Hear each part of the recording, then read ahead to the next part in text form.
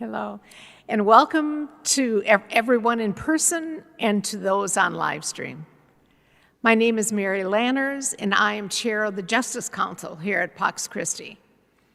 I am also part of the land acknowledgement team. As part of creating a land acknowledgement, working along with our Care for Creation ministry, we worked to learn about the history of the American Indian, whose name, whose home was right here where our Pax Christi community is now. Our goal is to acknowledge the past and to build relationships within the American Indian community, right here in Minnesota today. The title of our Justice Speaker event tonight is The Missing and Murdered Indigenous Woman, Children, and Two Spirits. 3 generations giving voice to the voiceless. I'll introduce the panel we have. Lily Mendoza, who is founder of the Red Ribbon Skirt Society and community activist. Lily is the owner of Birdcage Bookstore, one of the few Native-owned bookstores in America. Sita Baker is ambassador for the Red Ribbon Skirt Society and member of the Young Women's Society. A cabinet member of the Young Women's Initiative. She is a sophomore at the University of Minnesota. Grace Baker is a recent graduate from Minnehaha Academy and ambassador to the Red Ribbon Skirt Society and member of the Young Women's Society. She is the former Junior Miss Prairie Island and is a jingle dress dancer. Mads Ducheneau is a member of the Red Ribbon Skirt Society and co-founder of the Young Women's Society. She is cultural coordinator and youth worker at the Division of Indian Work for the Youth Leadership Development Program. She is also an American Indian education teacher for the Fridley School District. Thank you for being here, and the panel will take over now.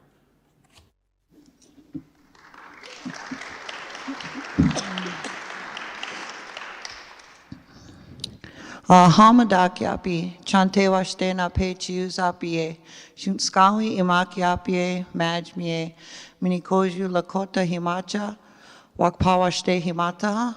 Hello, my relatives. I greet you with a heartfelt handshake. My Indian name is White Horse Woman, and I'm Minikoju Lakota from the Cheyenne River Sioux Tribe in South Dakota.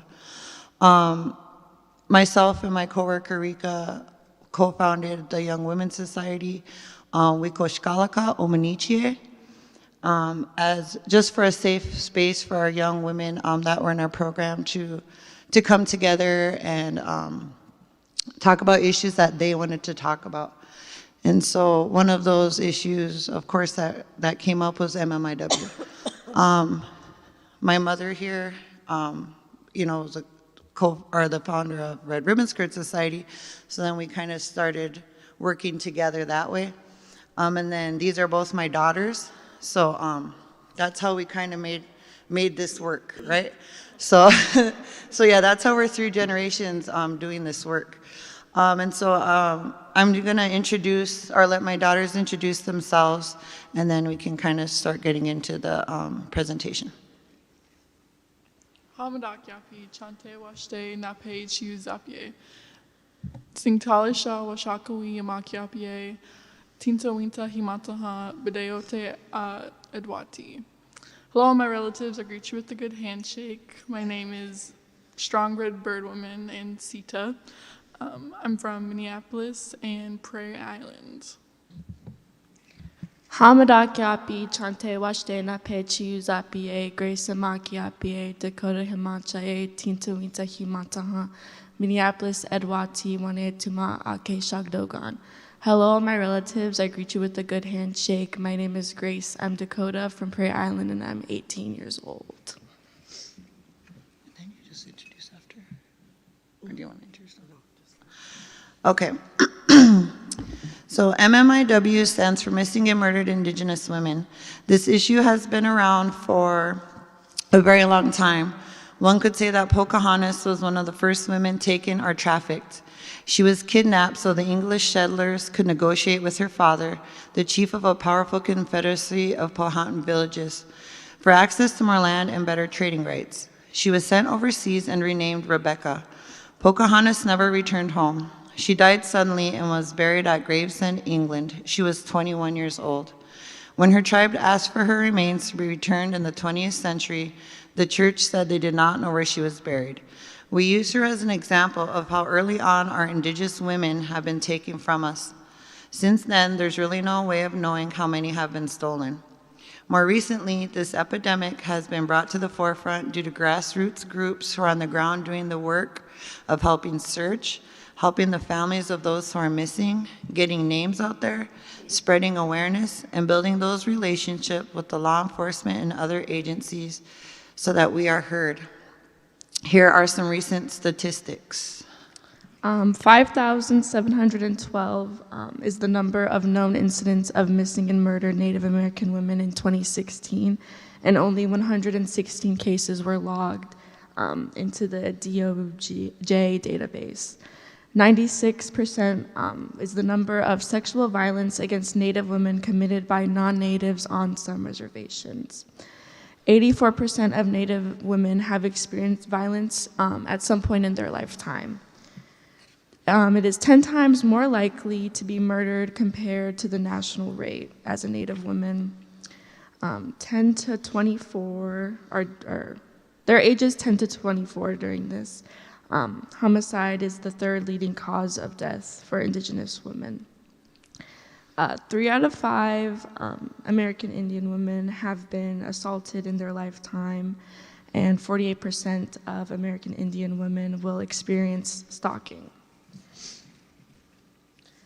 These reports are from 2016. The fact that we don't have more recent stats is case in point of why this is a problem.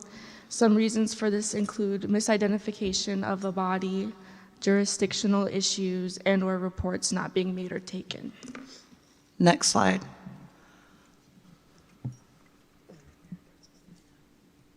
Next slide, please. They're up there. Okay. So like Grace was kind of describing some of the reasons our women are taken, a large part of that is because of man camps. Man camps are the hundreds and often thousands of workers who are brought to an oil, gas, or mining project and are given temporarily housing during the duration of the project. Studies have shown that man camps bring violence and localize violent crime in places where it would not otherwise be. The camps, by nature, create a rapid increase in population in the area, which can strain community infrastructure such as law enforcement and human services, especially in rural areas where law enforcement is charged with providing services to extensive swaths of land. The increase in population can lead to an increase in physical and sexual violence, including rape, sexual assault of minors, and sex trafficking in the affected communities. The vast majority of the workers at man camps are non-native. Because of the limits of criminal jurisdiction in Indian country, the tribe cannot prosecute them for any acts of criminal violence, including sexual assault and trafficking. The experience of sexual violence can lead to severe depression, long-term mental health issues, less educational attainment, drug abuse, anxiety, PTSD, and even suicide.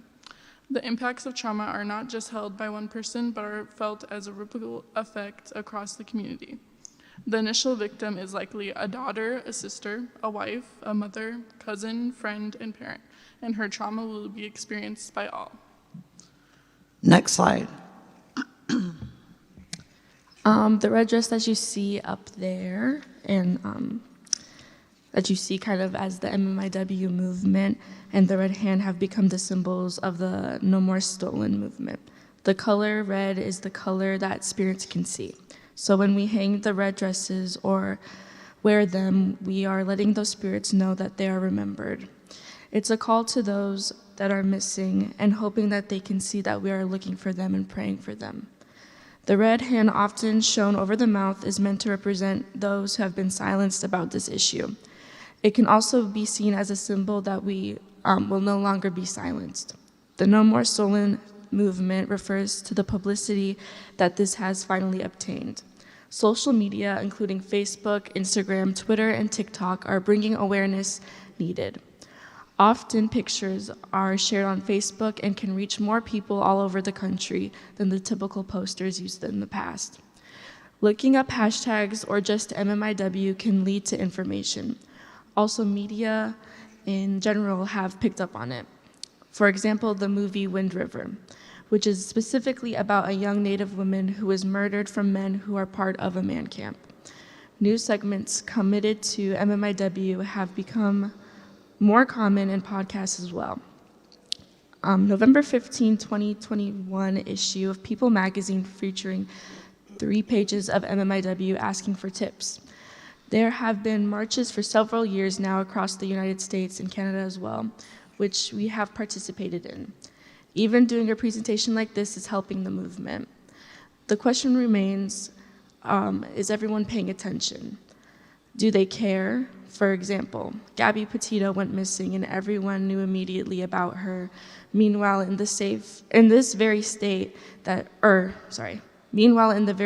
she went missing, which was Wyoming, 710 Indigenous people were reported missing between 2011 and 2020.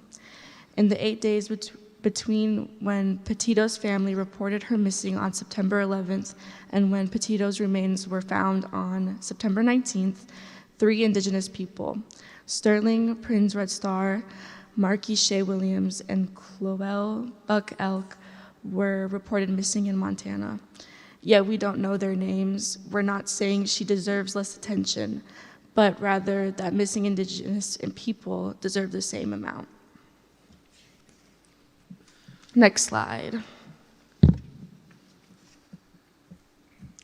The MMIW epidemic has greatly affected many families in Indian country, like rural areas on the reservation, as well as native urban communities such as in Minneapolis. Grief is very complicated for the family members and friends of those who are missing. The hope that their relative is still alive and out there, wondering what is happening to them, praying for their safe return. Yet after several years have passed, knowing the outcome will most likely be the worst, how does one appropriately grieve? It is exactly that complicated grief. Historical trauma is also prevalent in our communities. Our population has been exposed to generations of violent colonization, assimilation policies, and general loss. The effects of historical trauma among Native Americans include changes in traditional ways of value, child rearing, family structure, and relationships. The effects of historical trauma can be manifested in many ways. Among our people, it has included the following: a breakdown of traditional Native family values, alcohol and other substance abuse, depression, anxiety, and suicide, child abuse and neglect, domestic violence, post-traumatic stress disorder, general loss of meaning and sense of hope. Also internalized oppression and self-hatred. This historical trauma that we have has made us more vulnerable to becoming MMIW. Knowing that our missing and murdered relatives, and in particular our women, have been disregarded and ignored for a very long time is triggering. Next slide. The boarding and residential school era is also a part of the missing and murdered epidemic. Children were taken from their families and sent to schools run by the government or a church. They were generally sent to a school that was far from home so that they could not return to their families and would be far away from them and other lands in general where they were from. Children were made to cut their hair, change their clothing, no longer speak their language, or practice their own traditions or religion. In the words of Richard Pratt, who started the Carlisle Indian School in Pennsylvania, "Kill the Indian, save the man." These schools were all over the United States and Canada. Recently in Canada, at the Kamloops Indian Residential School, the remains of 215 children were found. Since then, there have been more discoveries, and the number is now at 7,310. These children were taken from their homes and died away from their families. Often the families were not notified or lied to about how or what they died from. The families were in general too far away to go to the school, and the bodies were buried on the school site and never returned. Next slide. Oh, Or to the, that's okay. okay, never mind.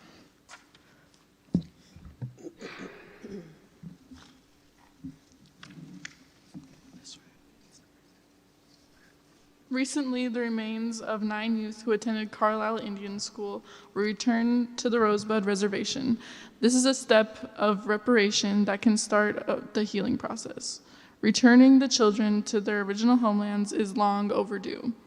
Finding our MMIW and returning them to their families is essential to this healing as well. This is the beginning to what can be done to combat this crisis. Our group is a chapter of the Red Ribbon Skirt Society, which is based out of Rapid City, South Dakota. Societies and grassroots groups like these do work to try to ensure that this crisis is confronted.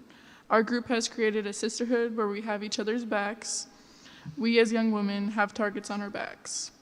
Here are some facts on human trafficking, which goes hand in hand with MMIW. 800,000 children go missing every year in USA. 50% of human trafficking victims are children, 80% of those are female. Minneapolis is ranked number 2 in the nation for the online solicitation and recruitment of minors. Fishing opener and hunting opener are 2 human trafficking events in Minnesota. During ice fishing, victims are brought and sold in ice houses on area lakes such as Mille Lacs. In Duluth, victims are bound and put in crates and loaded as cargo on these ships. Human trafficking is happening in towns and cities in all 50 states. The Super Bowl is the largest human trafficking event in the USA. Human trafficking is the second largest criminal industry, generating $32 billion in profits a year. St. Cloud is now the largest trafficking training hub in Minnesota. On May 29, 2015, 9 men were arrested in Baxter, Minnesota for solicitation of a minor. The men range in age from 27 to 71 years old.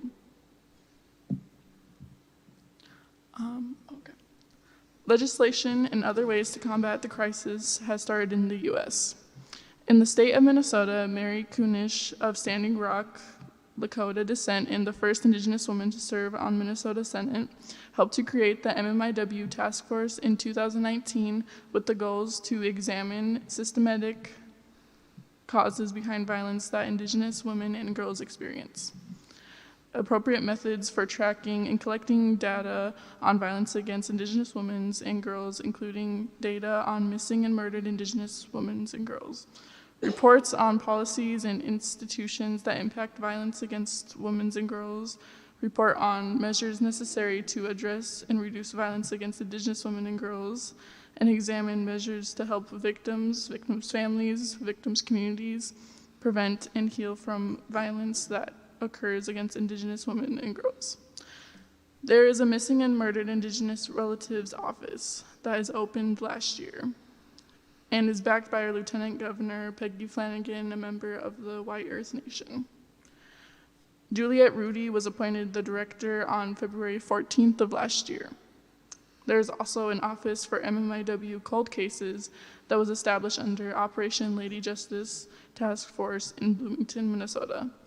The other 5 states that have these offices are Arizona, Indiana, South Dakota, Montana, and New Mexico. And as part of Operation Lady Justice Initiative, Interior Secretary Deb Haaland announced the Missing and Murdered unit this year. We have yet to see any solved cases from these offices, but there's fairly new, and there's hope there. So now we're going to talk about Savannah's story. Savannah's Act is a bill that directs the Department of Justice to review, revise, and develop law enforcement and justice protocols to address missing or murdered Native Americans. Reports statistics on missing and murdered Native Americans. It will also require the Department of Justice to have training for law enforcement officers from the tribal police to the FBI to understand what their role is finding these women and putting the families at ease. that their case is being taken seriously. Because in the past, most families have reported that they didn't feel that the law enforcement authorities took enough action to try and locate their missing loved one. I would like to tell you about where this act came from. Her name was Savannah LaFontaine Graywind. In 2017, she was lured into an apartment in Fargo, North Dakota, and murdered. She was 22 years old and was 8 months pregnant. Her baby was removed from her womb and survived. Her neighbors had wanted a baby, so they took hers from her body and discarded her. Savannah was found in the Red River on the North Dakota and Minnesota border.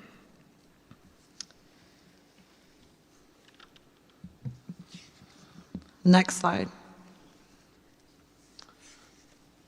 There's a lot work yet to be done, but we're finally starting to see steps in the right direction.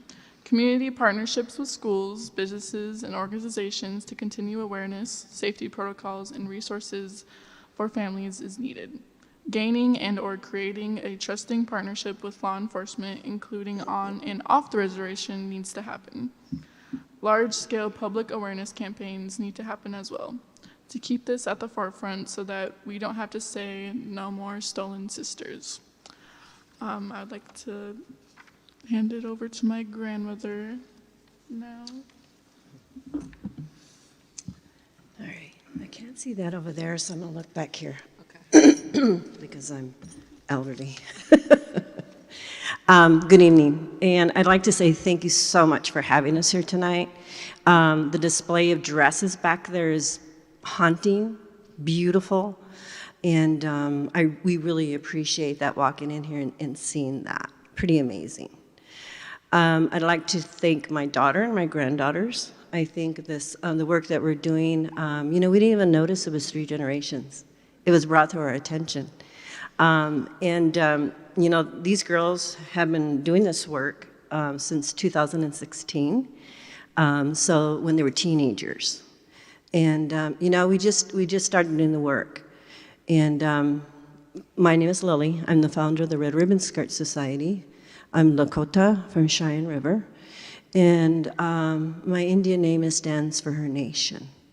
That name was given to me several years ago as I ran for a political office in South Dakota.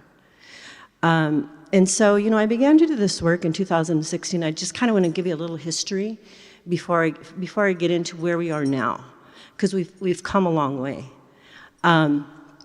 In 2016, I just kind of began to do research on MMIW, trying to figure out what is that? What does that mean? And so I began to do that research, and as I did that, I was like, okay, this is what this is: missing and murdered Indigenous women. Okay, and I think for many of us in our communities, we have to name it in order to understand it. And so this movement was being named, and began to name it from Canada. And so that's where the movement came down into the United States. And so I began to do research on this, and just getting a hold of families. They didn't know who I was. And I like to share this story because when we share our stories, it's the truth, it's authentic. And so the work that we're doing is very, very, it's authentic work. This is happening in our country. So the story I'd like to share, and I always share, is the story of Richanda Rubidoux from Rosebud. And I had contacted her mother one evening through Facebook. I found her information, and I contacted Elizabeth, and I just said, "How are you doing?" Okay, and she said, "Who is this?" Okay, and I had explained to her who I was, and what she said to me was, "It's been 28 years since anybody has asked me, how are you doing?" Okay, because as we know, as we're in grief, that's a big part of the work that we do, is working with families in grief. And as you know, people come and they gather when we lose somebody, and then they all go away. We know that, right? And so we're left alone there to be in our grief. And so that was my concern. And the story with Richanda, she had gone to a birthday party, and her mother usually didn't let her spend nights, okay? And she said, okay, I'll let you go and spend a night, for this birthday party. Well, she never came home. And so her mother went looking for her, and they said, well, no, she was here. We didn't know that she left. And so her mother began to go search for her. She was gone. So she walked with her siblings, and they began to try and find her, and they couldn't find her. So, and where Rosebud is, it's kind of in between, like the state line. And so the whole issue, too, with MMIW is jurisdiction, okay? And so the police officers that she had gotten a hold of wouldn't help her because it wasn't in their jurisdiction. So she finally made it to the tribal office, talked to the tribal chairman, and he said, well, yeah, we need to put together a team of searchers to go find her. So they did that. They didn't find her too far away from her home, under a tree. She had been raped, and she had been murdered. And she was only 11 years old, okay? So those are the kinds of cases that are out there. That's what's happening into our indigenous women. Interestingly enough, a couple of years ago, in Rapid City, we created a MMIW office, and we named it after Richenda, okay? Because we needed to. We needed to continue to say her name and remember her, okay? And so Mom was able to get off the couch, get out of her bed, and actively participate in the movement. And she's actually a part of the society now. And what happens is when we work with these families, these mothers and these grandmothers, they want to help because they don't want other families to go through this. So they become a part of our society. And we watch them get up and speak, before they weren't able to do that. So it's an amazing thing to see them work through that grief and to be able to speak in public. It's hard, it's a hard thing to do. And so that's kind of how I got involved in the movement and decided that I was going to found the Red Ribbon Skirt Society. And I know a lot of people ask about why Red Ribbon, what's a skirt, okay? And I've been told, is that the skirt is the shape of a teepee, right? And red is the color that the spirits can see. So that's how we came up with that name. And we call it a society because a society of women, indigenous women, we work differently from an organization, okay? Because we see it really does become a responsibility in community. We all volunteer, and we take care of each other. And we see women come and go, but that's fine. The movement is going to still happen. We are still going to help those families, okay? And as the girls were talking here, they're talking about education and awareness, and so we've been doing that quite a bit, going out and speaking in schools and colleges, just anywhere that we're invited to go to share the stories and to talk about the epidemic of our MMIW, okay? So we've been working at this for 7 years. We've finally gotten to a point where we actually are doing training. And the training that we're doing is for law enforcement at all levels, okay? And we're also doing training for communities that are struggling to see how they can work together on this epidemic. Let me see, do we have the slides up? Do you have my slideshow or no? Maybe not. The PDF? Okay, that's totally fine. That's fine. So anyway, we still do the education and awareness, okay? But we're to a point now where we go out and do real specific training because of what we've been able to do in our community, and I speak from our community in Rapid City, and that community extends out into the different reservations, is to develop a team of individuals that at any point in time, when we get the word that there's an MMIW, that we send out this information to those individuals. And those individuals are lieutenants, sheriffs, special agents. So we have a whole list, about 9 individuals, okay? And so when we get that information, I get it out to them. And they immediately stop everything they're doing and begin to put out the search. Where is this young woman at? And it not only falls in South Dakota, but beyond that, because we have our relatives, other relatives like in North Dakota, Minnesota, Nebraska, that we care about.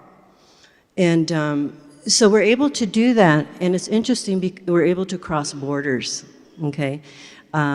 Through Facebook, through the internet, we're able to cross borders and have those relationships then with those individuals, because when we work with them and when we see them, they are uncles, their fathers, their grandfathers, okay? So that's how we see them, and that's the kind of relationship that we have developed with them. And so it's working. And the other thing that we're heavily involved in and working on is the runaway issue. Because we know that, especially for those young girls, that they will end up being an MMIW, or human trafficked, okay? So the work we do is try to navigate them from that, and we do that by meeting with those young girls, talking with the families, and working with law enforcement. Because they're concerned too. I mean, they go and find a young woman, they take her home, and she's out the back door. There's some reason she doesn't want to be at home. So those are the kinds of things we're working on, with families, and developing that model for other communities so that we can share that, and they can make it into their own way of working in their communities, because we're not the experts. Okay, we can just share what we know, and they can take that then and work with that, have something to work with. Sure.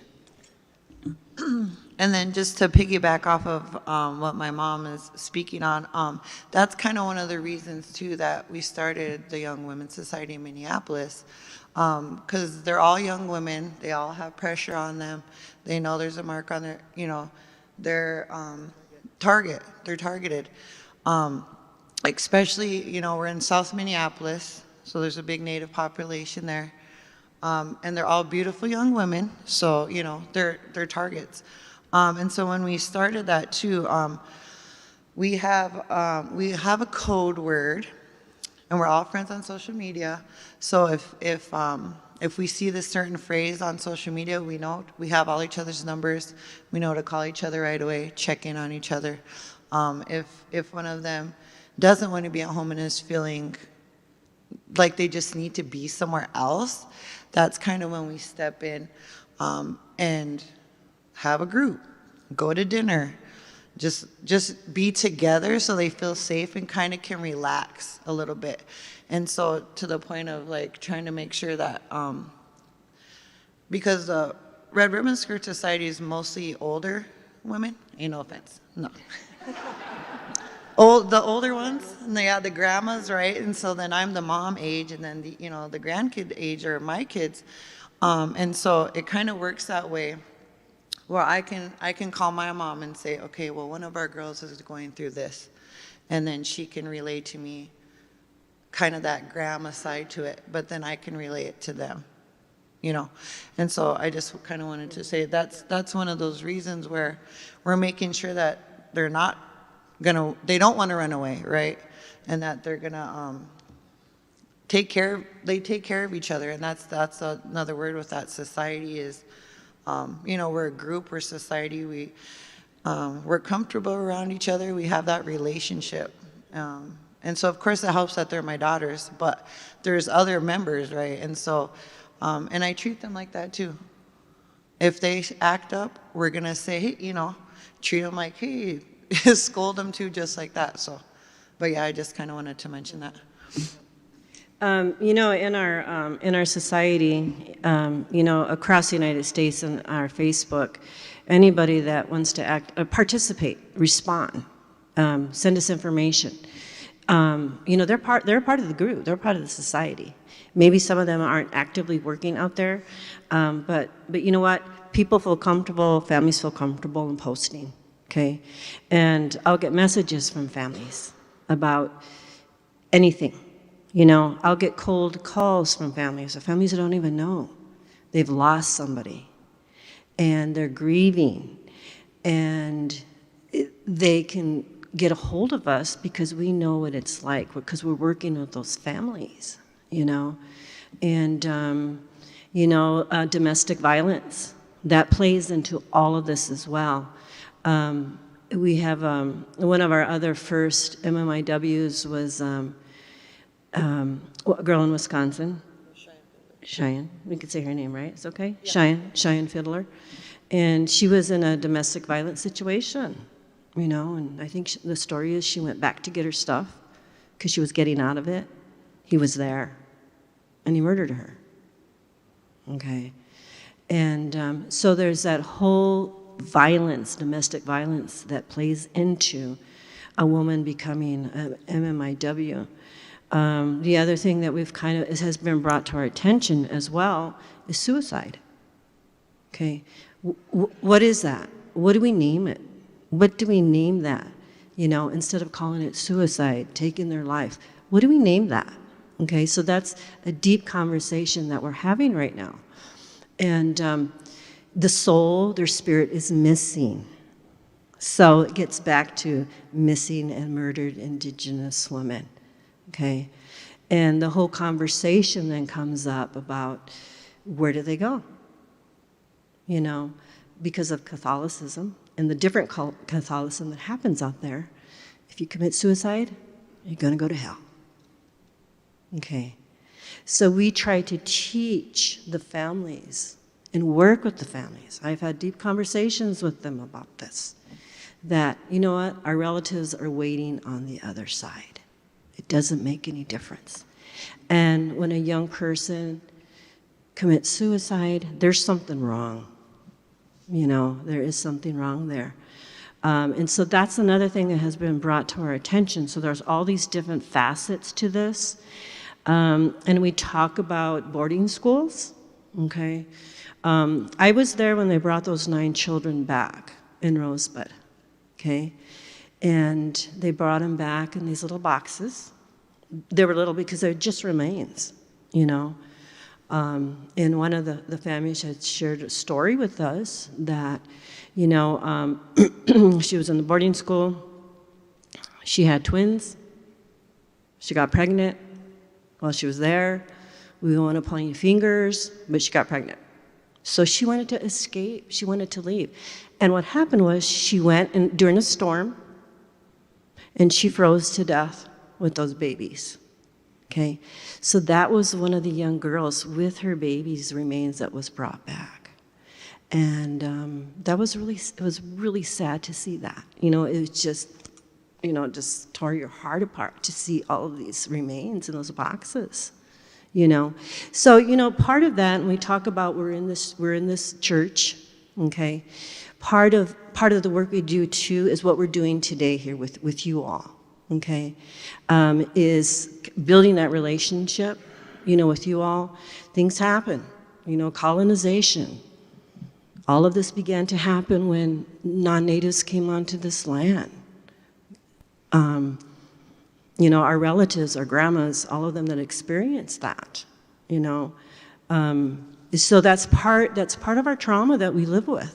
Okay, and the thing is with that trauma, it just doesn't stay with me. It's passed on to my daughter, it's passed on to my granddaughters, because we need to know the truth, because we need to learn how to navigate through this land. You know, navigate at work. How do you deal with that when you show up at work and a young girl has committed suicide? What's going on there? Okay, so we're still trying to navigate through this. And it's going to take us a long time. It is going to take us a long time. But this is the work that these young women do. There's other young women that do this work as well. We have an ambassador that's a professional volleyball player in France. She has now since retired. And so she also does it and over there in those countries, she also does that work. And it was interesting to see a few years ago, the women started to rise up over in France and Europe and those different places because they were mad because of the domestic violence. And in those countries, they don't even believe it's happening. It's not happening here. So she leads that movement. I remember when the women were on the streets and saying, this is happening, you know, we're not going to hide it anymore. So the work that we do is, it's hard work, okay? It's something that we wake up to every morning. How we self-care, we do a lot of praying, we do a lot of ceremonies to keep ourselves healthy, because we have to continue this work. I have individuals say to me, how long are you going to do this work? And I said, well, until I can't walk or talk. And then what happens? My children, my grandchildren, and those other individuals that we are working with, they're going to take over that work because they have to. And especially the young women, like my daughter said, I mean, I can't even see the slide if it was up there. It's making sure that we have people to follow that and, you know, take the lead in that when those of us can't do it anymore. Because this isn't going to go away. It's not going to go away. I really love the idea of the dresses there. We have a healing room in Rapid City where we have started out with 73 dresses. It's like up to, you know, twice that amount now. And it has the names of those women on those dresses. We have an altar there so that community can come in and they can pray. And they can see their names on the dresses. And that whole idea of say her name and that she's not forgotten. That's a huge part of it, you know. So I don't know how much time do we have? No, I was just going to mention too, with these young girls and like helping the families, we had a retreat conference last April. So we took I believe it was 7 young ladies, which those pictures in the back, that's from that trip. That picture on the end is Sita putting a necklace around one of the murdered grandmas, right? That's a grandma or mom? No, that's the mom. The mom, yeah, the mom of the, does that make sense? Yeah. Yeah. Sorry. So that's kind of where it like hit more home for them, I think. Or I don't know if you guys want to kind of talk to that or not, but, and then also maybe like how we went to Sweat and did that kind of stuff too. Just talk about our trip. The weekend started off with us going into ceremony because we knew that the topics that were going to be talked about were really hard to hear, and the stories that were being told were very moving. It was just a really like sad time, and you could just feel the grief that everyone was feeling. But we got to listen to the mothers and grandmothers of daughters or granddaughters who were murdered and are still missing. And it just really like made me want to work harder or like want to do like work in my community specifically because I didn't get to do that as much. But hearing those stories were really just moving to hear from the actual families. And those grandmas and moms, they kept saying over and over, oh, it's so good that you girls are here. They were so appreciative because their granddaughters and daughters weren't there. So it was a really, really good weekend. It was like a healing weekend, but it was really tough. You know, they're young ladies, and to hear stories about their peers basically going through this. Yeah, I remember talking with the group after. There was even just some I feel like wrongly directed like attitudes towards one another, but that's just how it just affected us so deeply emotionally. Because it's sad to hear all these things, but it's okay to be mad that this is happening to us. And that was something I wasn't expecting to feel, but yeah, it's really just hit home.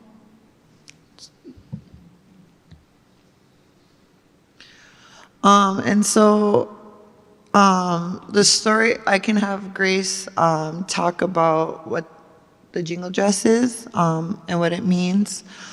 And then she is going to do a healing dance It's called a sidestep, but yeah, she can kind of tell the origin of her jingle dress, and then of course it is a red dress too. So the jingle dress comes from the Ojibwe people, and there's a story with how it was created, and that just there was a man and his daughter.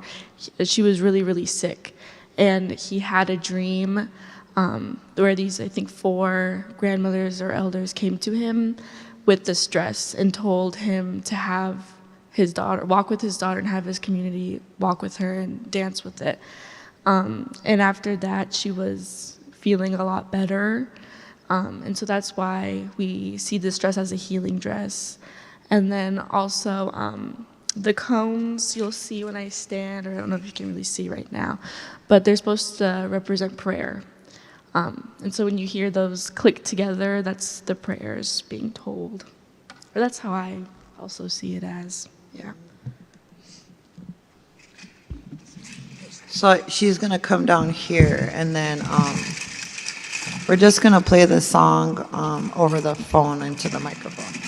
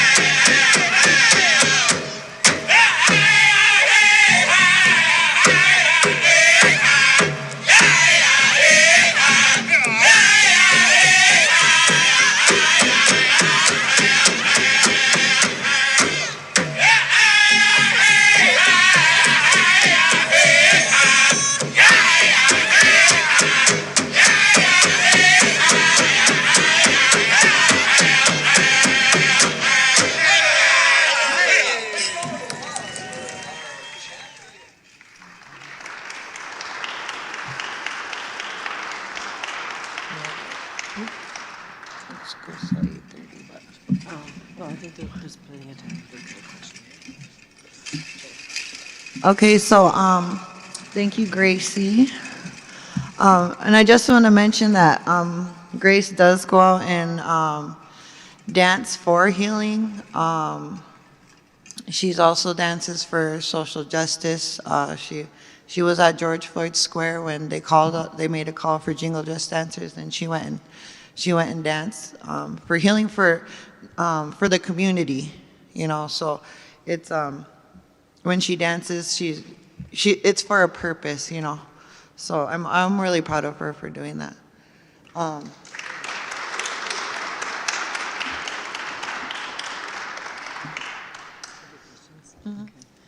I think what we're going to go ahead and do is, anybody has questions, we can ask whatever you want. You know, there's no wrong question. You know, don't say, I know this is a stupid question, because there are no stupid questions, especially on this topic.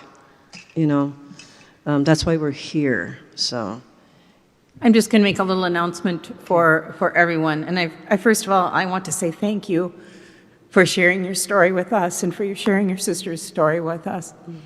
Mm-hmm. What we're going to do is open this up for question and answers. And Mary Lanners is down here with a microphone, so you don't have to yell. Just raise your hand if you have a question, and Mary will come to you so the question can be heard and it doesn't have to be repeated. And for those of you who are watching on live stream, Joan Halpoulis has her laptop in hand, and you can write your question into the chat, and she'll be collecting those questions to share with us. Thank you.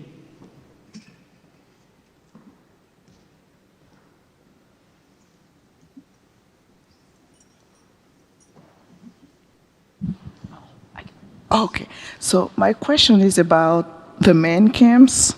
Why are they close to the reservations? Do we know why? Well, generally, when reservations were first created, they were put on like land that no one wanted, right? Well, when you find oil on it, all of a sudden you're gonna want that, and so that's what happens.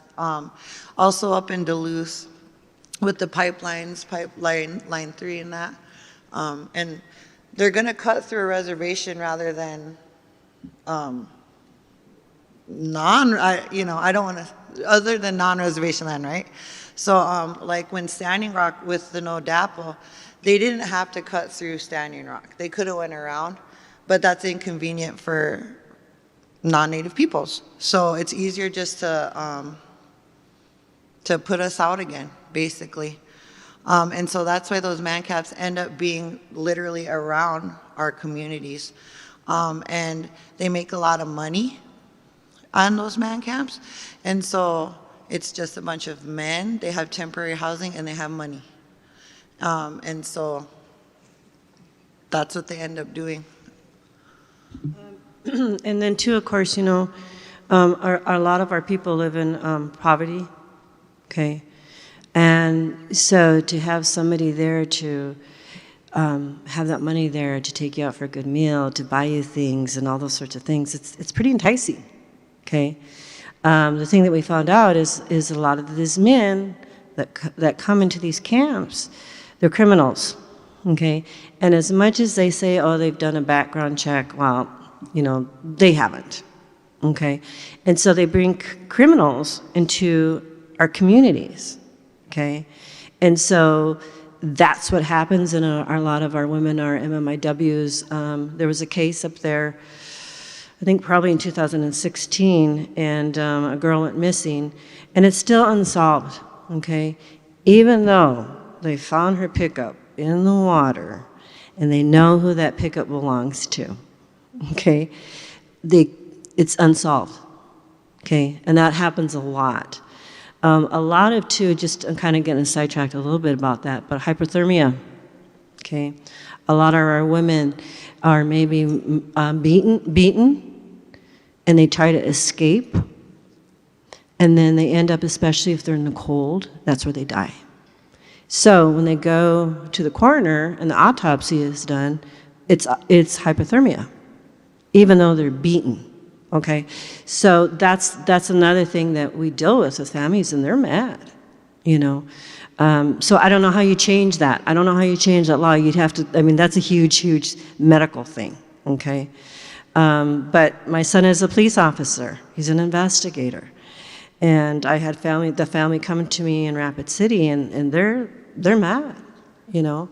And he goes, Mom, that's how the law is. He goes, we know that she was beat, but she was out in the cold, and she died from hypothermia. So there's that too. And exactly with this girl up in North Dakota, you know, man camps. We know that. You know, she was found in her pickup, submerged in the water.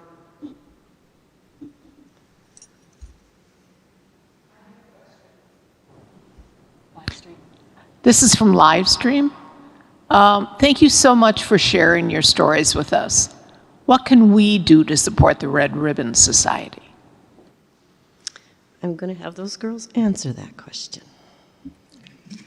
I would say just creating like an open space for people to come in that's like really welcoming to talk about the situation, because it's not talked about. And I know that because in my high school I would try to talk with my friends about it, or other just like close people that I know, and they've never heard of this issue. And it makes them mad too, because you know they love and care about me as well and my people, but it's just not talked about or like known about enough. And I think that we need to create those spaces for those voices to be heard, because they're not heard often. And I think listening, just simple as that, just listen to these stories and feel the emotions that the person who's telling these stories are feeling, and that how like as your empath, your empathy. Yeah. Yeah. And that's when we kind of talk about when we do our training is compassionate listening. And I'm sure many of you heard that term before. And that's exactly what we have to do with these families. We have to have compassionate listening. And so that's a big part of when we're going to do training for law enforcement. They're like, teach us how to do that. Okay? So that's a big part of that too, because not all people know how to compassionately listen to what those families are saying. So that's something, maybe as a community, people out there learn how to do that. Really learn how to do that and believe it. Okay, we're just not making this stuff up. It happens. Okay. Mm-hmm.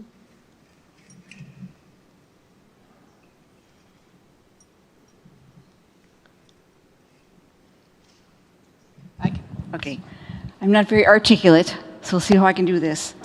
So I don't know when the land acknowledgement started, but I've been hearing a lot of land acknowledgement in the last year or two.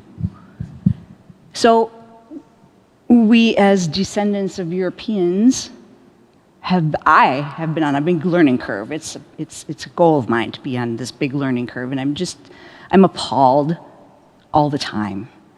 And I only have 3 Native American friends, and I go to some powwows with my friends, but as a European American descendant, I feel like I don't want to encroach on.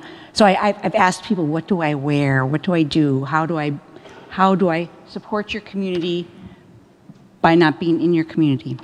That's one question. And then we have the land acknowledgement, but there's just this huge void in between what's happening, where you are advocating for things that are happening here and now.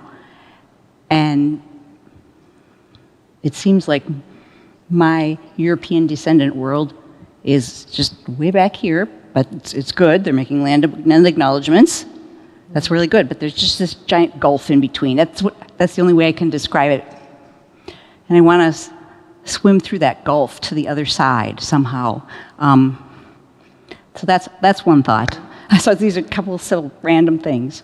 So after George Floyd, we went down to George Floyd Square, and I bought a Black Lives Matter shirt. And I turned to my Native friend and I said, okay, I'm gonna take a patch, and I'm gonna put a patch over the black, and I want to say Native Lives Matter. How come everybody talks about Black Lives Matter all the time? Which they do, but why are the Natives personally forgotten? So I said, I'm just on this journey, and I need advice from you. I mean, I love your advice for listening, and I'm listening with wide open ears, and I'm reading, but I still feel like there's a big gulf, and I want to do more. Thanks for listening. Well, I feel like that's because we're not really portrayed in TV shows or movies, besides like the new show, like Reservation Dogs. Like our whole family loves that show because it's one of the only ones that we can actually relate to. That's modern, yeah. And all of the old media's portrayals of Native Americans were all stereotypes and all negative, and they weren't good. And so I think that's a really big reason. And then also education. After colonization, they stopped talking about Native Americans and they focus on other things. And so I think people need to take more time educating themselves, because you have to do that on your own, I think. You can't really learn about that anywhere else. But that's just, Okay. Sorry. We literally are, as Native peoples, less than 1% of the population in America. And so that alone kind of makes us invisible. However, in a city like Minneapolis, we have a very large Indian community. I work in, what do you call it, the Indian hub, or there's a bunch of orgs around us, right? And so all I see is Native people everywhere, right, in South Minneapolis. But once you kind of go out of that, they're not there. We have little kids that live in Little Earth that have never been downtown. We have kids that live Southside that never been to Mall of America. They don't leave their areas. So you're not gonna find a lot of us unless you're looking, kind of, I guess, I don't know. But also, to your point about, or your question about kind of knowing how to go to like a powwow or something like that. I mean, if you're your friend, I would just take their advice. You know, like if they say, okay, don't come wearing like, I don't know, like Minnetonka moccasins or something like that. You know what I mean? Because they're gonna be like, what is going on here? Like, you know, like you know, and some of it's common sense. What's that? I was gonna say be yourself, because you're not gonna be the only non-native person at these events, most Right. likely. There's always other people there, so just be yourself, I feel like.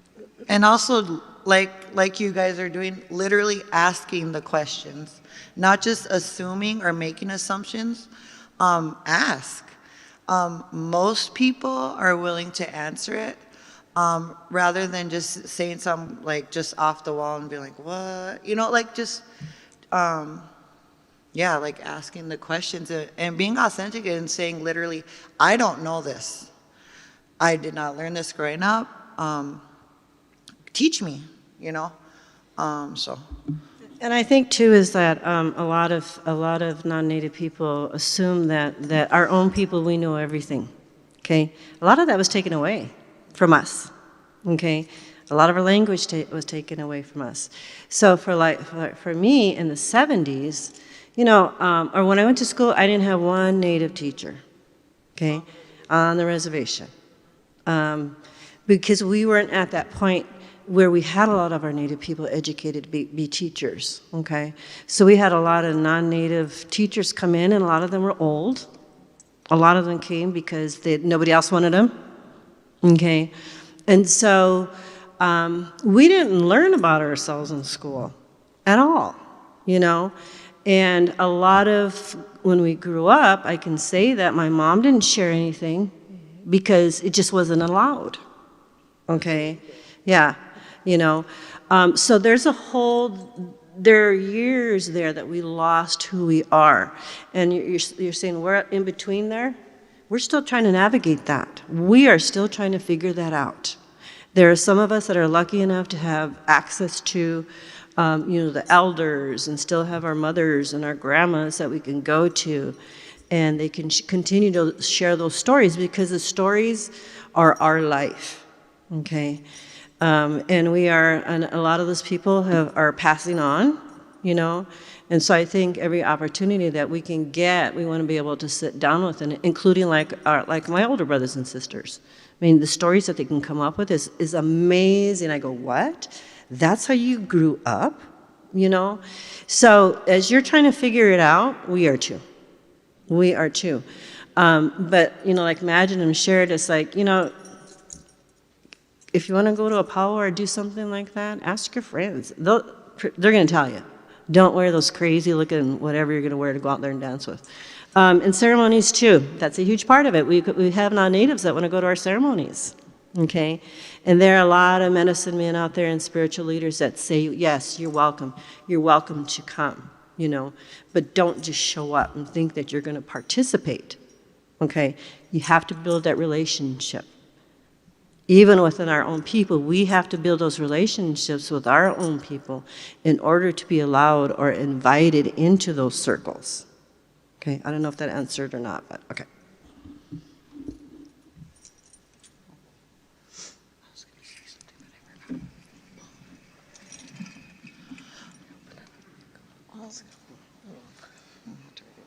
Where does MMIW get its funding to support your efforts? There's not much. There's none. No, it's all volunteer. We volunteer, we don't get paid. Okay. Some organizations will include it in their funding. So if there's a domestic violence organization, they'll kind of include MMIW within that. But we don't. It's just donations is what we're committed to this. We volunteer our time, And, sometimes we pay out of our own pocket. We had a situation where one of our society members had a sister in San Diego, and she had gone missing. And she had said, Lily, I gotta go and try and find her. So we said, okay. So she went, we helped her pay for a plane ticket. She found her, and we brought her home. And you know what? That was a success for us and for our community, because the last time we brought somebody home, we brought her home in a coffin, because the tribe did not have enough money to pay to bring her home. So the family was, how are we going to get, we don't have the money to bring her home. So I said, you know what, do it, we'll take care of it. We'll get it figured out. Okay. So we operate on donations. That's, and we do the best we can with what we have. I think one time we got a donation for $5,000, and it was like, oh, that's $1 million. That's $1 million. And also, too, and we'll kind of talk about this later, is we're doing a red dress gala, and when we can talk about that after the questions. Yeah. I was gonna say earlier about growing up. When my mom was saying growing up in the 70s and stuff, the Freedom of Religion Act wasn't passed for us until 1978.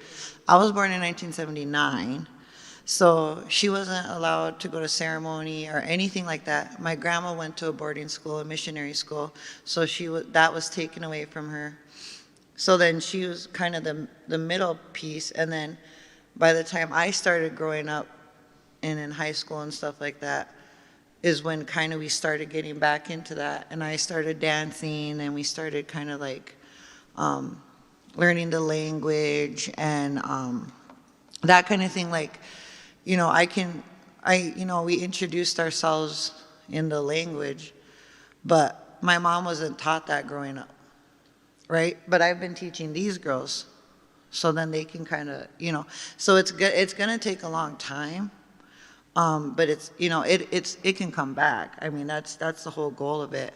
But yeah, there's a whole generation or a couple that just kind of missed out on the education, the learning, the stories, the traditions, due to no fault of their own. It was taken, and so, like we said, when this historical trauma, it affects us all the way, and it'll continue to for a while.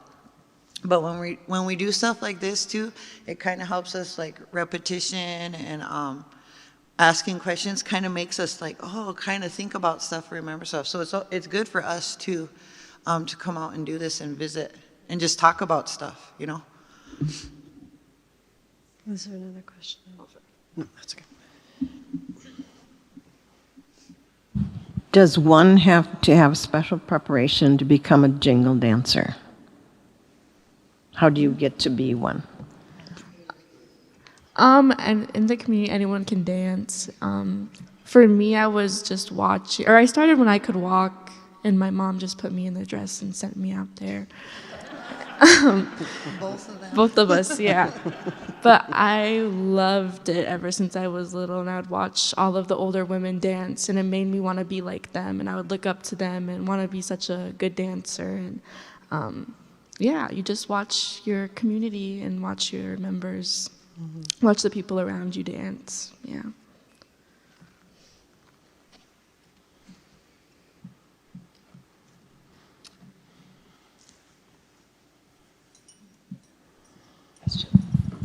This is another live stream question. Are you working with the legislature to create or change laws that would be helpful to solving the issue? Okay. Right now in South Dakota, an office was created, the Missing and Murdered Indigenous Peoples Office, okay? Not specifically to women. And that was, actually, most of that was funded from a nonprofit. And, all states are different. I love your state as far as government, okay? Because ours isn't very Native friendly, okay? So there's legislation from the top that has been passed, and come down into states, right? But at that level, our legislators don't even pay attention to it. Like Savannah's Act, the Not Invisible Act. There's all those acts that have been put into place, and they're not paying attention to them, okay? So there have been, and those have been passed because Native people have gone to DC and they've testified, okay? And so they have worked on changing or enacting some of those laws in place at that level, but then when it comes down to the state level, man, you have to fight. You really have to fight for pass any kind of legislation. And I think most recently one of the states passed like an Amber Alert, but it's called something different. And that's another thing is passing. It's like, well, why can't everybody use Amber Alert? Okay, well, it's a little bit different when there's an MMIW missing. Probably a little bit more to that. Okay, so so there are women out there that want to advocate for that, and men on that level, but it's really hard getting in the door to do that. And because we're such a minority, if we do have legislators in place, you know, they're such a minority, it's really difficult for them to fight and have a voice as loud as they yell, okay? And that's why it's really, I love the idea of your lieutenant governor here. She's amazing. She is amazing, and she has a big, loud voice.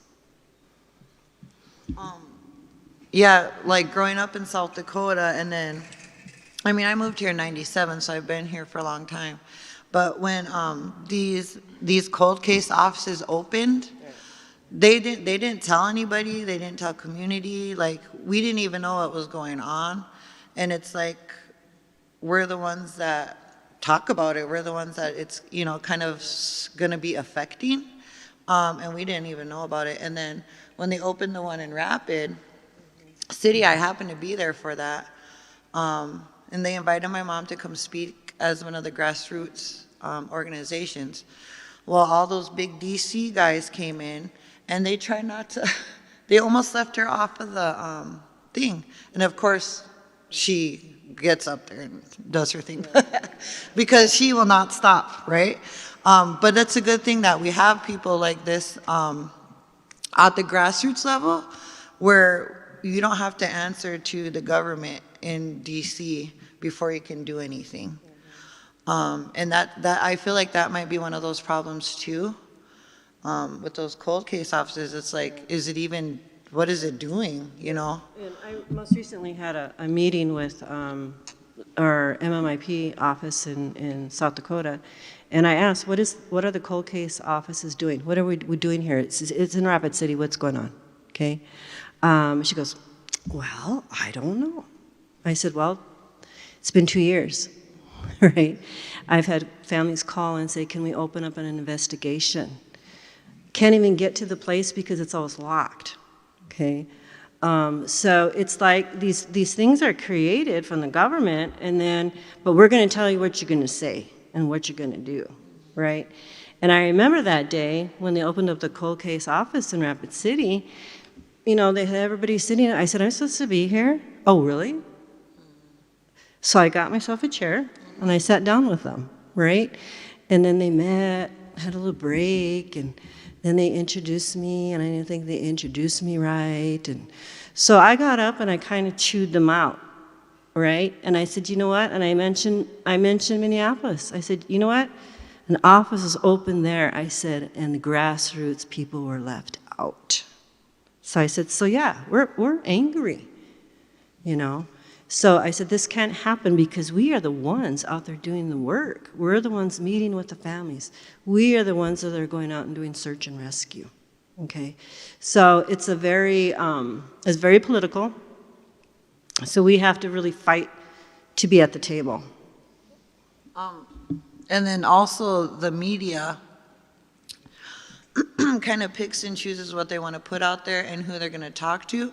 When we were at that cold case opening, they couldn't talk to any of the DC people because they have to pass everything, you know, if they say something, that doesn't get passed, or, you know, so they talk to us, right? So then people were calling my mom thinking that she's the MMI cold case person because the media had it all mixed up. So it's kind of like a lot of people just don't even know what's going on really unless you're part of it, if that makes sense.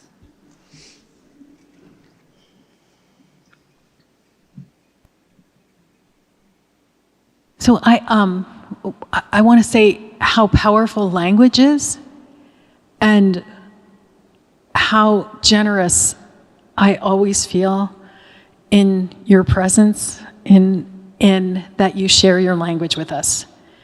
And all of the movement in Minneapolis and in the Twin Cities and in the state with returning names, naming places in the indigenous names is so important. And so in this space where we pray, where sacred language is spoken, I just want to say you graced us tonight so beautifully in sharing your language with us, in sharing your dance with us, and sharing your story with us. So thank you for that.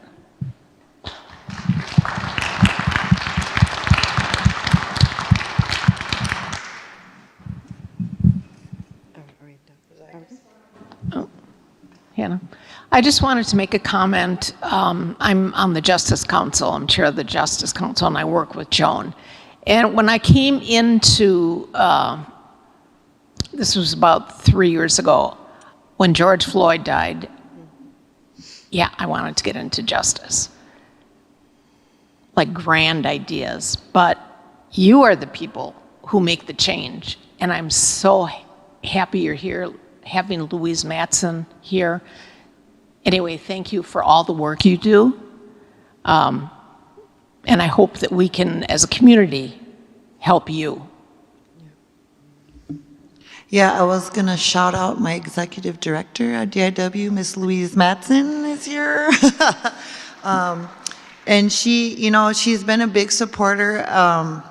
Well, myself and Rika said, so we want to start this girls group and we want to, see if we can kind of come together and stuff. 100% behind it.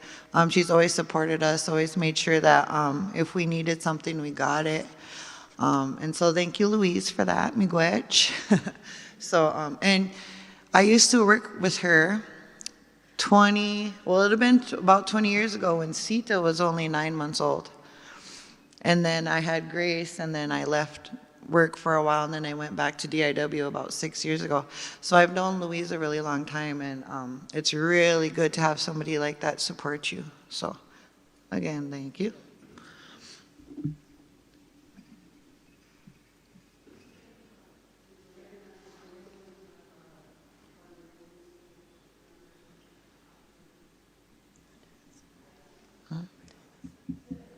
Oh, sorry. Before you finish up, I'd like to hear about the gala you mentioned earlier. Oh, yes. Okay. Thank you. One of the things that we're going to be doing on May 5th is we're going to have a Red Dress Gala in Rapid City. And one of our society members had come to me some time ago, and she said, Lily, did you ever think of doing some kind of a big fundraising gala thing? And I said, yeah. I said, but that's a lot of work. Okay. Who's going to help me? Are you going to volunteer? But the thing is that we decided to do this, and we are going to have our families there. We have some close relationships with some of our mothers and our grandmas, and so they're going to be there speaking and telling their stories. Okay, and the thing about the gala is it'll be a time for all of the volunteers and other people in the community to just come and get dressed up. And it's going to be sad, of course, but sometimes we have to do those kinds of things to heal. And so any of the funds, and Sean Sherman, I don't know if you're familiar with Sean Sherman, the chef, he's going to come and cook the meal for us, right? And I've known Sean for quite some time. And the monies that are going to be raised from that, okay, are going to go for things like, I don't know if you're familiar with the term awake for our people. When somebody usually passes away, they have like a wake for 2 nights. Families stay up all night. And so, you know, we've helped with those kinds of things and made sure they had enough food because, you know, some of our people can't afford it. And so those sorts of things, maybe helping pay for something for a funeral, part of the funeral that they can't afford. Yeah, search and rescue, gas and food.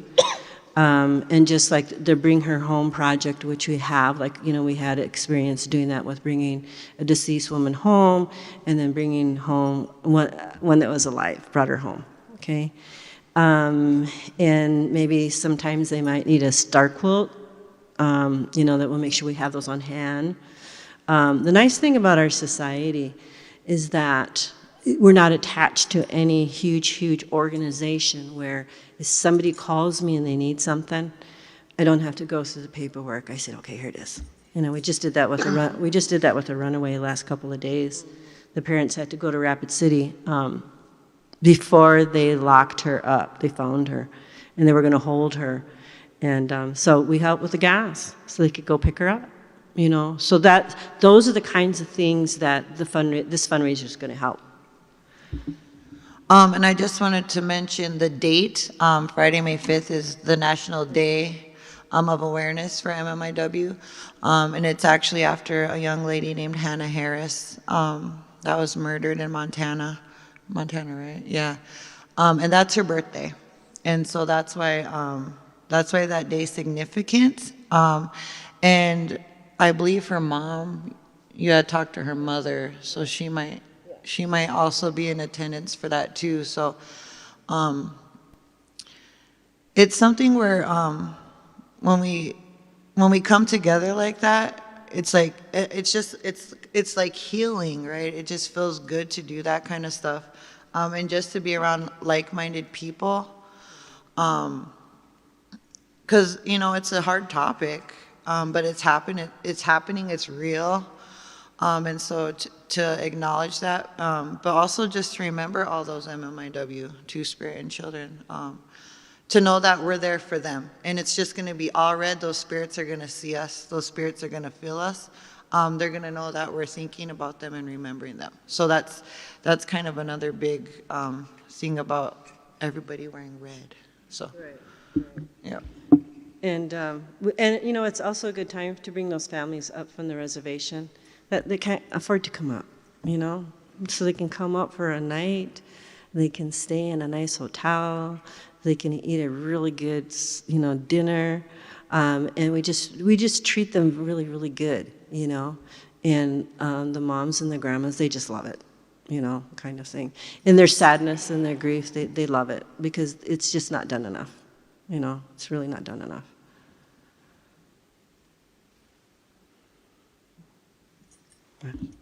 One more question.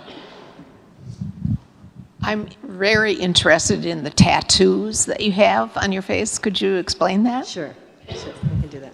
I know I have that a lot. People like stare at me like what are you staring at? Kind of. Right. I always forget I have them. I think it was in June. There was a young woman that was missing, and they were searching for her, and we were kind of helping in that process. And I remember getting a phone call. I was just going to get on the phone and say, hey, I'll send some money down to the gas station where you guys can charge and get your gas or whatever. And I got a phone call, and they found her. And they found her murdered out in the Badlands. She was wrapped in a tarp and a blanket in one of those baskets that you know, when they're saving people, rescuing people, the helicopters send down those baskets. Okay, so they found her like that. Okay, the father had gone down. They had seen her. He saw her shoe, and then he said, "Yeah, that's my daughter." Okay, so I had been having conversations with the grandma, you know, over those weeks, and you know, I got that call, and I was so pissed off. You know, I was sorry, but I was so pissed off and angry. Okay, and so I've been working with 7 families. Okay, and I had been thinking about something to share, to give a voice to. Usually what I would do is put a red line, okay, to give voice to the voiceless, okay? And I had conversations with my children, and I said, I think I want to get 7 lines. I want to get a tattoo, And so that very day, I walked across the street, and I said, it's time. So the 7 lines represent there's stories across the world about the 7 women, right? There's always stories. The Big Dipper, there's 7 of those constellations up there which represent 7 women in our stories, okay? They are the 7 sacred ceremonies, the 7 sacred sites. And so these represent the Shana who was found murdered, the Richenda who was found murdered. It was very thoughtful and mindful when I did this. I just didn't randomly say, I'm going to go get a tattoo, a chin tattoo. Because it's not a part of our culture. It's more from the Alaskan and Maori. But I was just like, I'm going to do this because I need to be the voice for those women. And so that's why I did it, And I don't even realize I have them on me anymore, But I like that you ask, because then you know why it's done. And you can remember those 7 women, whoever they may be in your life, So, Much.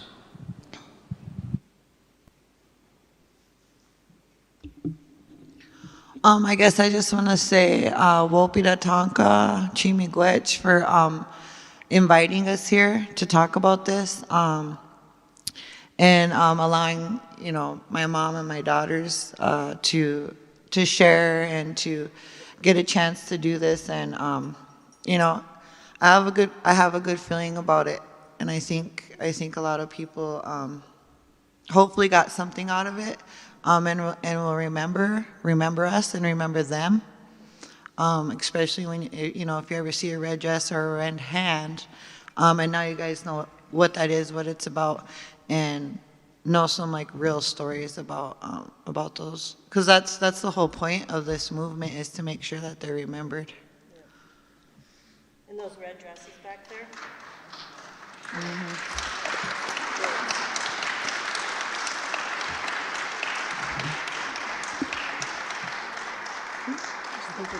And then in the back, we have some books, boarding school books. We had a woman that wrote a book on stories of MMW, just coffee, some items that we really actually use for fundraising. So, yeah. Yeah, you're welcome.